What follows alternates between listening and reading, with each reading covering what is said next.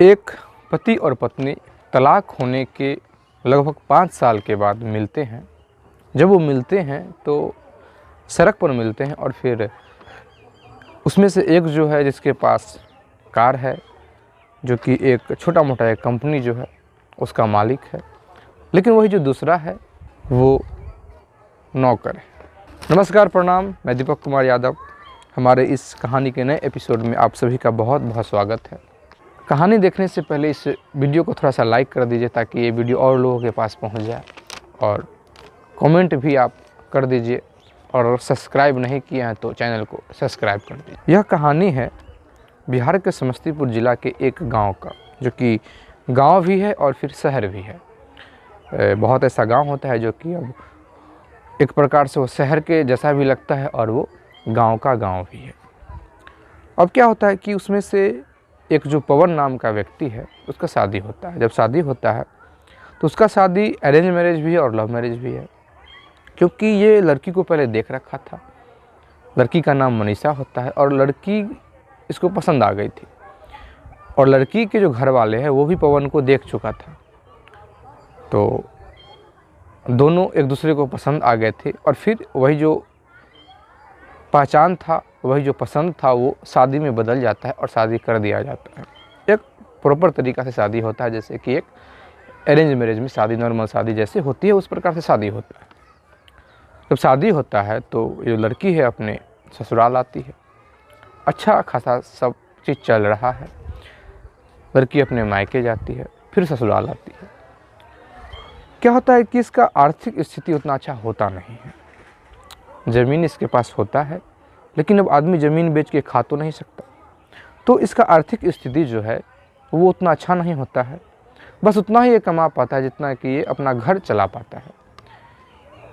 गांव से भी जुड़ा हुआ है तो किसानी भी कर लेता है, कुछ इधर उधर का काम कर लेता है, जिससे कि इसका घर परिवार जो है वो बढ़िया से चल पाए। किसी चीज़ की कमी ना हो तो फिर पैसा इससे घर में बचता भी नहीं था, कुछ एक्स्ट्रा चीज़ें नहीं ला सकता था। होता यूँ है कि पड़ोस में ही एक महिला, जो कि रोज़ रोज़ कुछ न कुछ मंगाती रहती है, बाज़ार जाती है, कुछ सामान लेके आती है। अब ये जो मनीषा है ये देखती है। अब देखती है तो थोड़ा इसको अच्छा नहीं लगता है।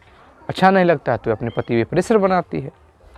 अब पति कहता है कि मनीषा देखो, हम लोग खुश हैं, अपने जीवन में हम खुश हैं, समय आएगा हम आगे बढ़ेंगे, हमारे पास भी पैसा होगा। अभी समय है, हम लोग अपना जीवन काट रहे हैं, हंसी खुशी जीवन बिता रहे हैं। लेकिन जो मनीषा है बार बार प्रेशर बनाती है कि आगे हमारे बच्चे होंगे, फिर उसका क्या होगा। और लगभग ऐसा करते करते 2 साल बीत जाता है, और 2 साल में ये बच्चा का प्लानिंग नहीं करते हैं। और इसीलिए नहीं करती है, विशेषकर जो मनीषा ये नहीं करती है, क्योंकि ये यह बात कहती है कि हम बच्चे का प्लानिंग तभी करेंगे जब आप एक पूर्ण रूप से एक अच्छा काम करने लगे, मेरे पास कुछ पैसे बचने लगे, तब हम बच्चे का प्लानिंग करेंगे। हम नहीं चाहते हैं कि इसी ज़िंदगी में हम बच्चे को जन्म दे और हमारा जो बच्चा हो वो भी हम लोग की ही तरह जीवन बिताए। क्योंकि जो मनीषा था इसके मन में कहीं ना कहीं एक हाई मेंटेनेंस का सोच था, एक हाई मेंटेनेंस में ये रहना चाहती थी, और शायद अपेक्षा भी पवन से इसको इसी प्रकार का था कि ये हमें उस प्रकार से रख पाएगा। लेकिन ऐसा कुछ होता नहीं है। अब ये जो विवाद है, विवाद होने लगता है, और इसमें कुछ ये जो मनीषा है इसकी जो भाभी है, मतलब भाई की जो पत्नी है, वो भी इंटरफेयर करने लगती है, वो भी चढ़ाने बनाने लगती है। कुछ उस प्रकार से बात कहती है कि ये प्रेशर बनाने लगती है पवन पे। दोनों में विवाद बढ़ने लगता है। एक दिन की क्या बात है कि जो मनीषा है वो पवन से बोल देती है कि इससे अच्छा तो मैं कमा लेती, आप जितना कमाते हैं इतना तो मैं कहीं कमा सकती हूँ। पवन भी गुस्से में कह देता है कि मेरे इतना कमाने में तुमको अपना मेहनत ही नहीं, कैरेक्टर भी बेचना पड़ेगा। अब ये बात पर मनीषा को गुस्सा आ जाता है और कहती है कि मैं कर सकती हूँ। ये विवाद बढ़ने लगता है। विवाद अभी तो एक नॉर्मल से स्टार्ट हुआ था, क्योंकि मनीषा के मन में अपने पति के प्रति कुछ हीन भाव आ चुका था कि ये कुछ कर नहीं रहा है। प्यार था, पसंद था, लेकिन अब उसका कोई अहमियत नहीं था। और पवन सोचता था कि ये अभी मतलब इसके मन में कुछ बात आ गया है, तो इसको हम धीरे धीरे निकाल पाएंगे। अब क्या होता है कि ये जो मनीषा है अपने मायके चली जाती है। जब मायके चली जाती है तो इसकी एक फ्रेंड है, वो तलाक ले चुकी है अपने पति से। उससे ये जब मायके जाती है तो उससे मुलाकात होती है। जब मुलाकात होती है तो वो भी इसको अपने रंग में रंगना चाहती है। चूँकि ये एक जॉब कर रही थी, उसकी जो फ्रेंड है मनीषा की, वो एक जॉब कर रही होती है और अच्छा से अपना परिवार का जो गुजर बसर है वो हो रहा था। अब धीरे धीरे मनीषा के मन में तलाक का बीज ये बोने लगती है। पवन भी लगभग 1-1.5 महीना हो जाता है, फ़ोन नहीं करता है और ये आशा में फ़ोन नहीं करता है कि उधर से मनीषा कॉल करेगी हमें। ये देखता है कि अगर हम कॉल कर देते हैं तो फिर वही बात हो जाएगा, फिर वो अपना चलाने लगेगी, फिर वही ताना देने लगेगी। अगर वो कॉल करती है तो फिर कुछ दिनों के लिए तो शांत मैटर रहेगा। अब क्या होता है कि एक दिन मनीषा का कॉल आता है और कहता है कि हम आपसे तलाक लेना चाहते हैं। जैसे ये बात सुनता है तो शुरू में तो इसको लगता है कि मजाक कर रही है। तो ये कॉल जो है, जो अपनी जो साला की जो पत्नी है, मतलब कि सरहोज, बिहार में सरहोज बोलते हैं, भाभी जिसको आप बोल सकते हैं, पत्नी की भाभी को कॉल करता है और कहता है कि भाभी ऐसा ऐसा मनीषा बोल रही है। तो वो भी कुछ वैसे उसी प्रकार उसी लहजे में बात करती है कि क्या करेगी, आपके साथ रह के क्या मिलेगा उसको, इसका कर्म फूटा था जो आपके साथ ही ब्याह ही गई, आपसे शादी हो गया। इसका थोड़ा इसको अच्छा नहीं लगता है क्योंकि वो भी कुछ गलत लहजे में बात की थी। फिर एक बार ट्राई करता है और अपनी सास से बात करता है। जब अपनी सास से पवन बात करता है तो वहाँ से भी उसी प्रकार से रिप्लाई इसको मिलता है। ये ससुराल जाता है। जब ससुराल जाता है तो वहाँ इसको चारों ओर से लोग घेर लेते हैं और कुछ कुछ कहने लगते हैं, जैसे कि इसने बहुत बड़ा अपराध कर दिया हो। एक मतलब जिस प्रकार से किसी को बेइज्जत किया जाता है उस प्रकार इसको किया जाता है। इसको अब लग जाता है कि ये लोग पूरा मूड बना चुके हैं कि तलाक ले ही लेना है। इन लोगों के मन में कुछ और मनसा था कि तलाक लिया जाए, तलाक लेके उस पर एक बॉन्ड बना जाए। लेकिन यहाँ एक गलती हो जाता है कि तलाक के लिए जो अप्लाई किया जाता है उसमें कुछ कमी रह जाता है, जिसके कारण से ये सिद्ध हो जाता है कि जो लड़की है अपनी खुशी से अपने मन से तलाक लेना चाह रही है, जिससे कि तलाक तो फाइट हो जाता है। लेकिन वहाँ से कुछ हट जाने की बात वहाँ सामने नहीं आती है। कोई टेक्निकल, कोई मतलब लिखावट में कुछ फॉल्ट पाया जाता है। तो जो पवन है इस पर कोई प्रेशर नहीं आता है। लेकिन पवन बार बार यही कह रहा था कि हम तलाक नहीं लेना चाहते हैं। तलाक ये मनाने की कोशिश कर रहा था अपनी पत्नी को, क्योंकि वो जानता था कि हमारी पत्नी ईमानदार है, कैरेक्टर में किसी प्रकार का कोई दाग नहीं है। मनीषा भी जानते थे कि हमारे पति पर कैरेक्टर का कोई प्रकार का दाग नहीं है। लेकिन इसके मन में एक ये था कि इस पर लोड पड़ेगा तो कुछ काम आगे करेगा। ये तो यहाँ बात बनती नहीं है। लेकिन ये जो मनीषा है अब कानूनी तौर पे पवन से अलग हो चुकी थी। ये दोनों पति पत्नी अब नहीं बचे थे। अब क्या होता है कि पवन घर में रहने लगता है, टेंशन में रहने लगता है थोड़ा सा। अब ये मान चुका था, इसको लगता है कि अब उसकी शादी कहीं अलग हो जाएगी और इसके पास बार बार किसी न किसी रूप में मैसेज कोई ना कोई लेके आ जाता था कि फलां जगह उसकी शादी लग रही है, वो शादी करने वाली है। अब इसके मन में भी आ जाता है कि आखिर कहीं अलग शादी करने के लिए ही वो तो तलाक ली है मुझसे, कोई और बात हो सकता है। फिर इसके मन में ये भी आने लगता है कभी कभी कि हो सकता है उसके मन में कोई और रहा होगा जिसके कारण से उसने मुझसे तलाक ले लिया। तमाम तरीके की बात चल रहा था। फिर एक जो इसके ही गांव का जो व्यक्ति है वो आके कुछ ताना मार देता है इसको, ऐसे हंसी मजाक में ताना मार देता है।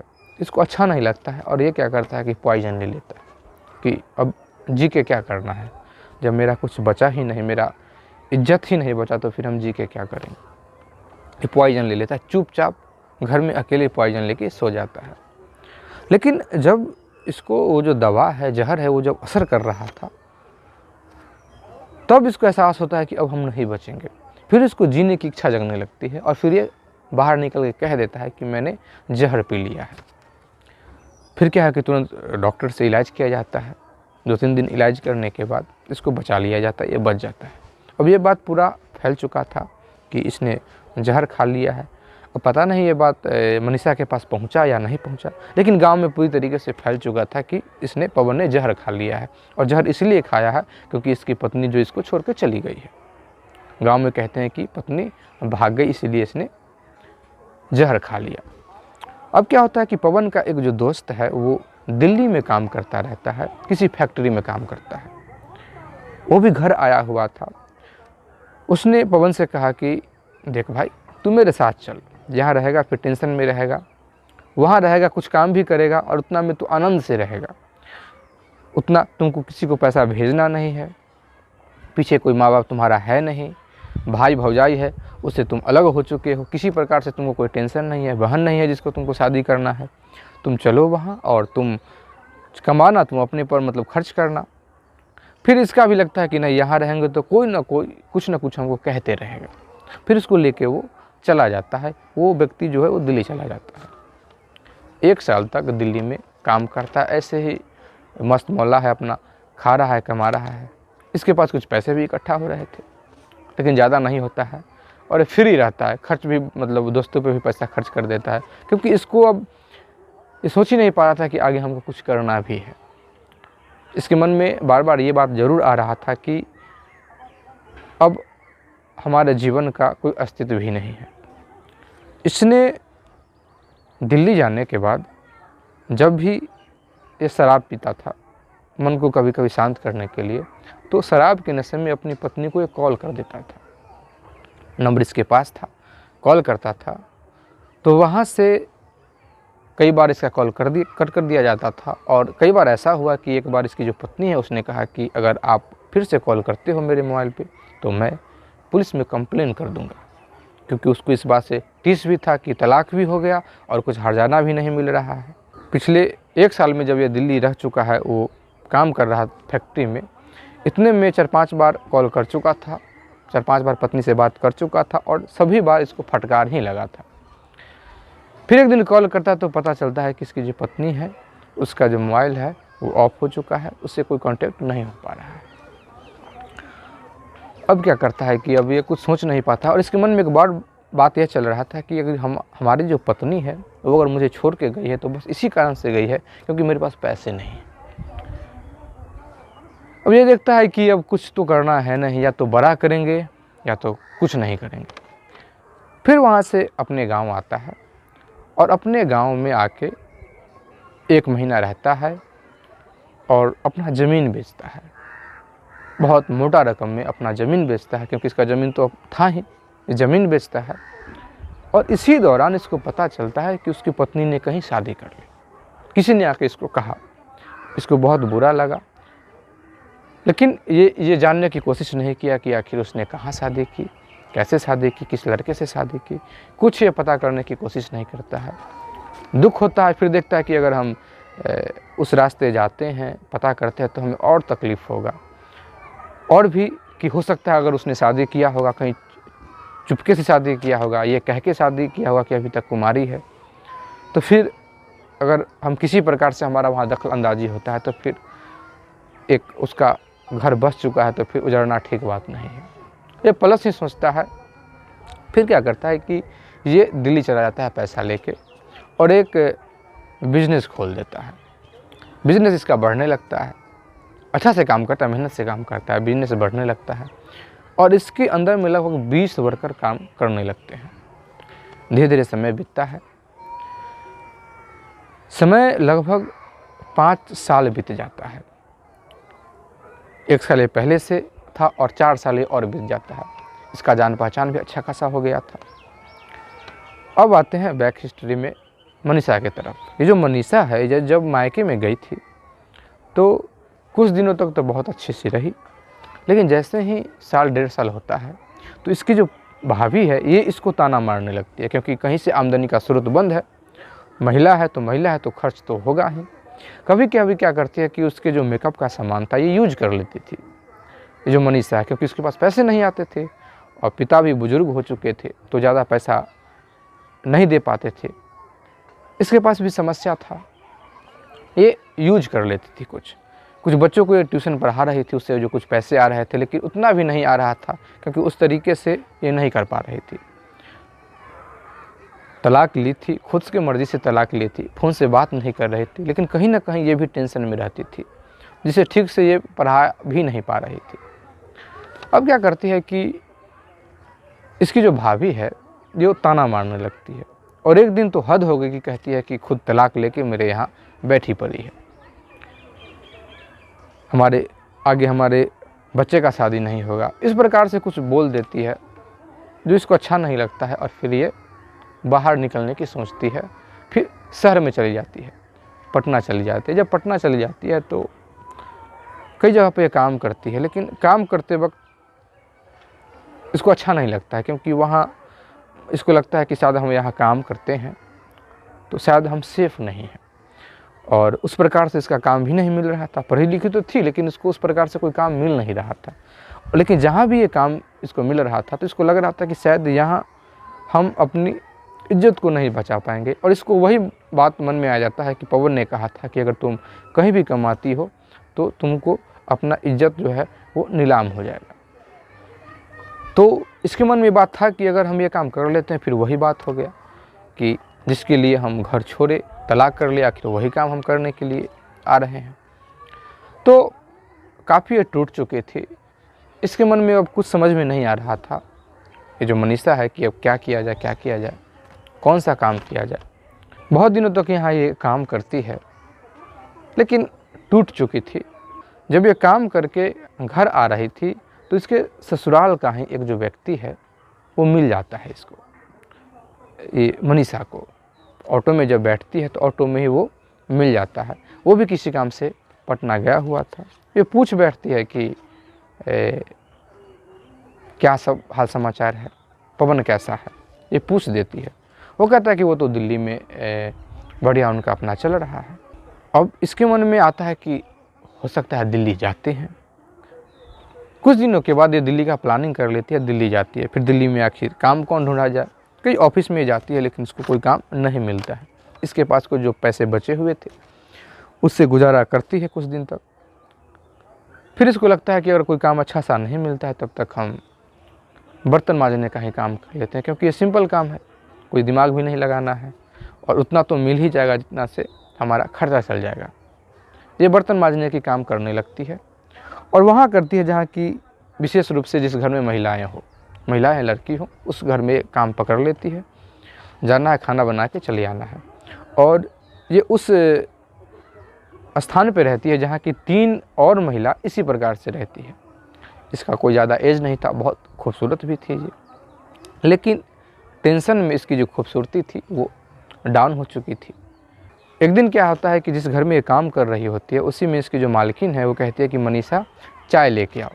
तो जैसे ये चाय लेके जाती है तो पता चलता है कि इसके ही गांव का एक व्यक्ति, जो कि घर बनने का जो ठेकेदारी होता है, कंस्ट्रक्शन का जो काम होता है वो करते हैं, तो वही मिलने आए हुए हैं, क्योंकि उस महिला को एक और जगह पे अलग एक घर बनवाना था। तो जैसे ही चाय लेके जाती है, दोनों में जान पहचान था, यहाँ से जान पहचान था। तो क्योंकि जब ये तलाक का मैटर हुआ था तो उसमें वो व्यक्ति भी था पवन की तरफ से। अब क्या है कि वो पहचान लेता है और ये भी पहचान लेती है। फिर वो पूछ देती है कि आप यहाँ कैसे। थोड़ा सा ये रोने लगती है और फिर अपना आप बीती बताती है। फिर वो जो व्यक्ति है वो कहता है कि आपका जो पति है वो फला जगह पे उसका फ्लैट है, आपको पता है? तो ये बोलती है कि नहीं, मुझे नहीं पता है। फिर क्या होता है कि वो व्यक्ति चला जाता है, थोड़ा बातें होता है, फिर चला जाता है। वो जो व्यक्ति है उस मालकिन से भी कहती है कि ये बहुत ही एक इज्जतदार घराने की बहू है, सब चीज़ का बढ़िया ज़मींदार है इसका पति, लेकिन इन्होंने अपनी गलती के कारण उसको छोड़ दिया। वो तो मरने वाला था, उसने जहर भी खाया था, लेकिन फिर बचा लिया गया और गांव के ही एक व्यक्ति ने उसको दिल्ली लाया और फिर उसने अपना एक बिजनेस यहाँ खड़ा कर दिया, कुछ ज़मीन बेच के। पूरे बात मालकिन को ही बताया, क्योंकि इसका ही कहानी वहाँ चलने लगा। इसके जाने के बाद मालकिन ने बहुत समझाया इसको, मनीषा को, कि तुमने ऐसा गलती किया, ऐसा तुमको नहीं करना चाहिए। बहुत तरीके से इसको समझाती है। दिल्ली तो ये गई थी कि शायद कहीं उससे मुलाकात हो जाए, लेकिन दिल्ली जाने के बाद ये पता नहीं कर पा रही थी। ये सोच रही थी कि आखिर हम जाएंगे कैसे, कहेंगे क्या, क्योंकि ऑलरेडी इसका तलाक हो चुका है। इसको ये भी नहीं पता था कि आखिर वो अकेला है या वो शादी कर चुका है और किस प्रकार से रह रहा है, इसको कुछ नहीं पता है। वो मुझे एक्सेप्ट करेगा, इसलिए जा भी नहीं पा रही थी। लेकिन बहुत समझाने के बाद, मालकिन के समझाने के बाद, कि एक बात मनीषा कहती है कि मुझे बहुत वो चाहता था, मुझे बहुत प्रेम करता था। तो ये कहती है कि बार तुम जाके देखो। पता तो वो बता ही दिया था। मनीषा की वहाँ जाती है और दरवाज़ा को लॉक करती है। जब दरवाज़ा को लॉक करती है तो अंदर से एक महिला आती है, गोद में एक बच्चे हैं, एक लड़का है। तो पूछती है कि जी आप कौन? तो मनीषा कहती है कि मुझे पवन जी से मिलना है। तो उसने कहा कि ठीक है, अंदर आइए आप। पवन जी तो अभी नहीं है, लगभग उनको आने में घंटा 2 घंटा लग जाएगा। आप बैठे, तब तक वो आ जाते हैं, मैं उनको कॉल कर देती हूँ। क्योंकि जो मनीषा है, इसने कहा कि मैं उन्हीं के गांव की हूँ। तो कुछ और वो पूछने वाली थी, लेकिन ये मनीषा को लगा कि शायद मुझे नहीं पहचानी है और यहाँ से बच कर निकल जाना ही ठीक है। इसने पूछा कि उस महिला से, मनीषा ने पूछा कि जी आप कौन? तो उस महिला ने कहा कि मैं पवन जी की वाइफ हूँ। फिर कहा कि जी मेरा एक आदमी इंतज़ार कर रहा है, फिर हम आ जाएंगे शाम को। तो कहा ठीक है। अब क्या है कि वो मनीषा जो वहाँ से निकल देती है। मनीषा निकल देती है, फिर काम पे चली जाती है।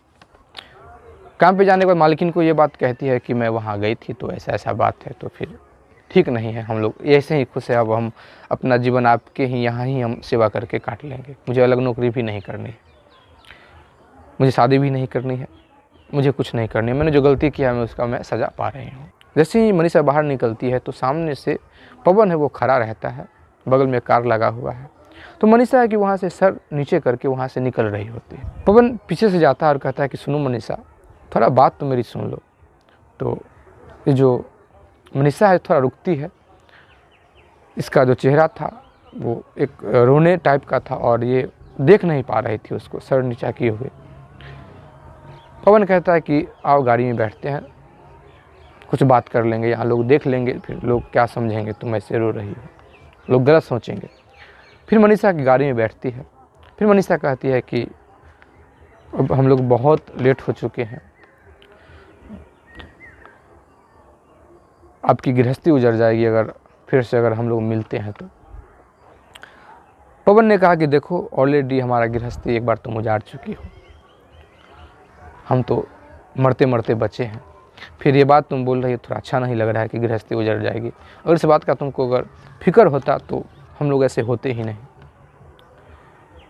मनीषा रोने लगती है क्योंकि ये दुखी थी, ये टूट चुकी थी पूरी तरीके से। अब क्या है कि पवन कहता है कि सुनो तुम कहाँ रहती हो? तो ये बताती है कि मैं फला जगह रहती हूँ, 3 व्यक्ति हम साथ में, 3 महिला साथ में हम रहते हैं।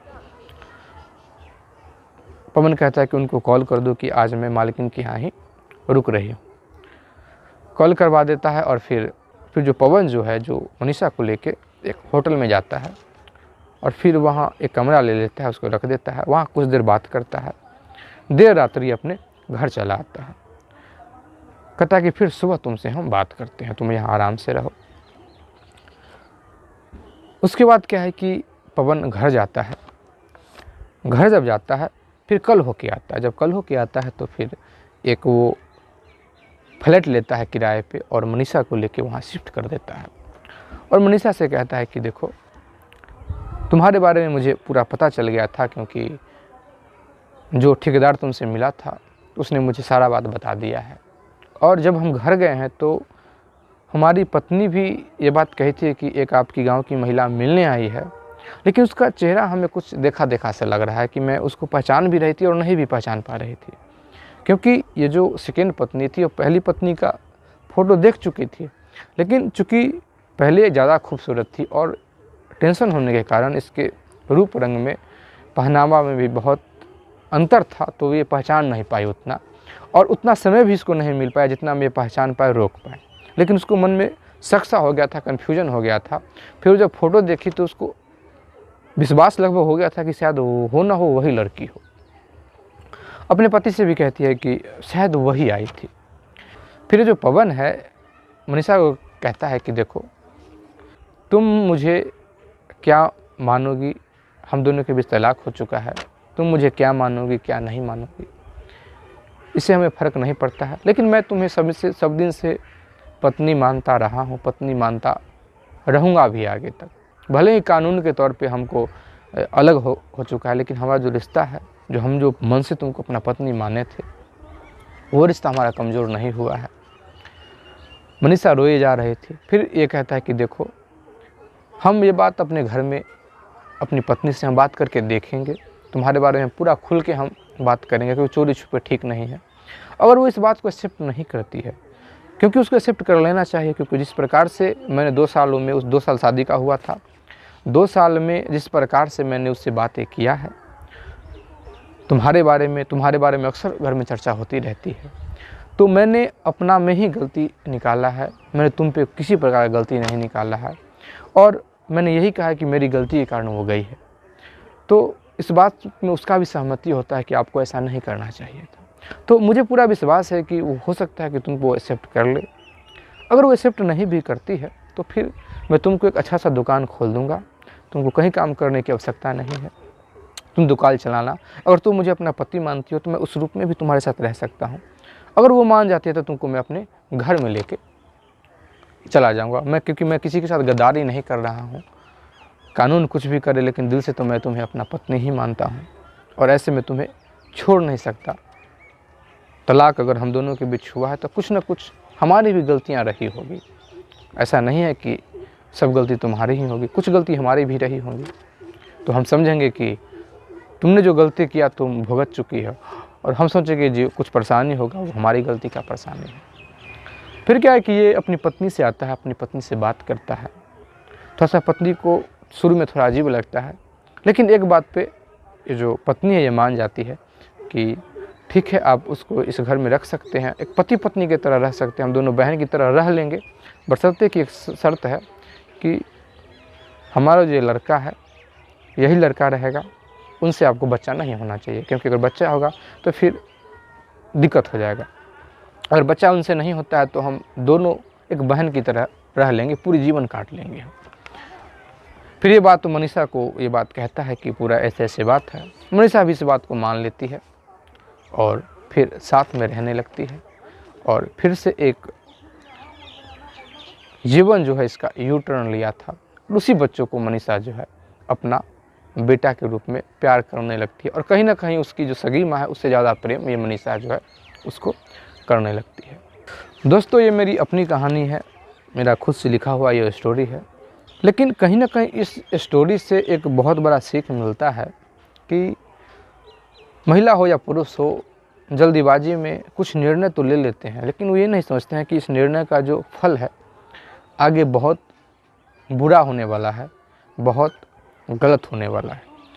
वो जिस पे भरोसा करके कोई फैसला ले लेता है, पति पत्नी में अक्सर झगड़ा होते रहता है, लेकिन अगर तलाक के नौबत पर आ जाए, तलाक तक बात पहुंच जाए तो ये सही नहीं है। एक बार सोचिए कि रिश्ता होता है वो मन से रिश्ता होता है, शादी होता है पति पत्नी बनते हैं, जब शादी हो जाता है कुछ दिन साथ रह लेने के बाद दोनों में एक भाव हो जाता है कि जीना साथ है मरना साथ है। फिर एक कागज़ पे दस्तखत कर देने से तलाक नहीं हो सकता है, रिश्ता नहीं टूट सकता है। तो इस व्यक्ति ने सिद्ध किया है कि तलाक होने से रिश्ता नहीं टूटता है, और फिर इस मनीषा ने भी ये सिद्ध किया है कि अगर कुछ घर में प्रॉब्लम्स हैं तो उसको समझना चाहिए, क्योंकि कभी किसी का दिन जो है वो देखा नहीं गया है, कब कोई कहाँ जा सकता है, कोई कहाँ से कहाँ भी आ सकता है। तो अगर आप इसी प्रकार का और भी स्टोरी सुनना चाहते हैं तो प्लीज़ हमारे चैनल को सब्सक्राइब कर दीजिए, लाइक कर दीजिए, कमेंट कर दीजिए, शेयर कर दीजिए। जय हिंद, जय भारत।